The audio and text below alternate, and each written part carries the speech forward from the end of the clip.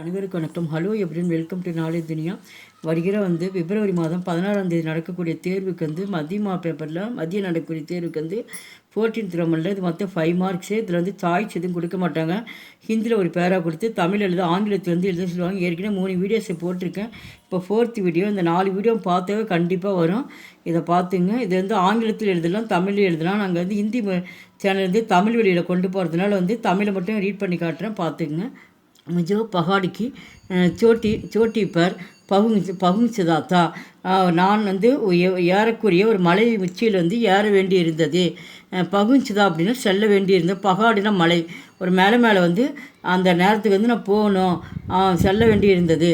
அவர் மற்றும் சம்மிய கம்பு ரகாத்தா, அந்த நேரம் எப்படி இருக்குது, கம்மு அப்படின்னா குறைவாக இருக்குது, அந்த நேரத்துக்குள்ளே போகணும். ஆனால் நேரம் என்ன ஆகுது, குறைவாக இருக்குது. जंगल में बाघ अपने शिकार पर 4 या 5 बजे ही. அப்போ அந்த காட்டில் மலை மேலே அந்த காட்டில் புலி இருக்குது. அது வேட்டையாடுறதுக்கு 4 அல்லது 5 மணி, 4னா 4, 5னா 5, யானை அல்லது 4 அல்லது 5 மணிக்கு அது அது வந்துடுமா, அந்த ஆனா வந்துடும், அந்த மலை பக்கம் வந்துடும். 4 5 மணி ஆனால் வந்துடும். इसलिए ஆகையால் மை படா சாவதான் ஹோக்கர் சல் ரகாத்தா, அதனால் நான் மிகவும் என்ன பண்ணேன், நான் ரொம்ப விழிப்போடினா ரொம்ப சாவதான்னா கவனத்தோடு என்ன பண்ணுறேன், நான் பார்த்து நடந்துகிட்ருக்கிறேன். கடி சடாயி பர்மே சலாஜா ரகாத்தா, நான் நடக்கிறப்ப அடி பார்த்து என்ன பண்ணுறேன், மெதுவாக நான் போயிட்டே இருக்கிறேன். ஏக்கு பயிர் ஏக்கு ஒவ்வொரு அடியாக அந்த காலில் ஒவ்வொரு அடியாக சத்தம் வராத மாதிரி ஒவ்வொரு அடியாக வச்சு என்ன பண்ணுறேன், நான் நடந்துகிட்டே இருக்கிறேன் அந்த மலை மேலே. சம்பல்கர் ரகத்தாஜா ரகாத்தா, நான் அந்த மலை மேலே புலி வர நேரம் ஆகிடுச்சின்னு சொல்லிட்டு என்ன பண்ணுறேன், அந்த சத்தம் தெரியக்கூடாதுன்னு நான் பயந்துட்டு என்ன பண்ணேன், ஒவ்வொரு அடியாக கால்களை வச்சு நடந்து போயிட்டுருக்கேன். ஏக்கு ஜாடிக்கு आसपास चिड़िया कुछ विचित्र रूप से चिड़ा रही थे. அப்படி போயிட்டுருக்கப்ப ஒரு புதர் ஜாடி அப்படின்னா புதர்னு அர்த்தம். ஒரு புதருக்கு பக்கத்தில் ஆஸ்பாஸ்னால் ஒரு புதருக்கு பக்கத்தில் என்ன சிடியா அப்படின்னா குருவிகள் என்ன பண்ண அந்த பறவைகள் வித்தியாசமாக என்ன பண்ணிச்சு, ஓசை எழுப்பிட்டே இருந்துச்சான். சிடியானா பறவைகள்னு அர்த்தம்.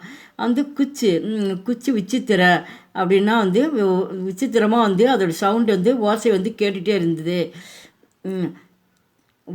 உதர் ஜோ தேக்கோ, உடனே என்ன பண்ணுறேன், நான் ஓசை எழுப்பதுனால அங்கே நான் பார்த்தபோது அங்கே உடனே பார்த்துட்றாப்புல. இப்போ நடந்து போயிட்டுருக்கோம். ஹத்தியக்கி தடுக்கன் ஏக்குதம் படே கயி. ஆனால் அப்போ நான் எதிரில் நான் பார்த்த உடனே என்னுடைய இதய துடிப்பு அப்படியே ஒரே அடியாக என்ன ஆகிடுச்சு, இருக்க அதிகரிச்சிருச்சு. படக்குன்னு ஹத்தியான இதயம் அர்த்தம். இருக்க எனக்கு ரொம்ப அதிகரிச்சிருச்சு எதிரில் பார்த்த உடனே. सामने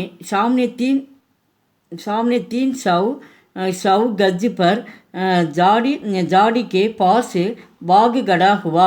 உடனே அந்த சாமி எதிரில் என்ன பண்ணுச்சு, 300 கஜம் தூரத்தில் அது இந்த புலி அந்த ஒரு புதருக்கு பக்கத்தில் நின்றுட்டு இருந்துச்சான். ஜாடினா புதர், புதர் பக்கத்தில் புலி கடானா நிற்கிறது, அங்கே நின்றுட்டு இருந்ததை இவன் போயிட்டுருக்கவன் பார்த்துட்டான்.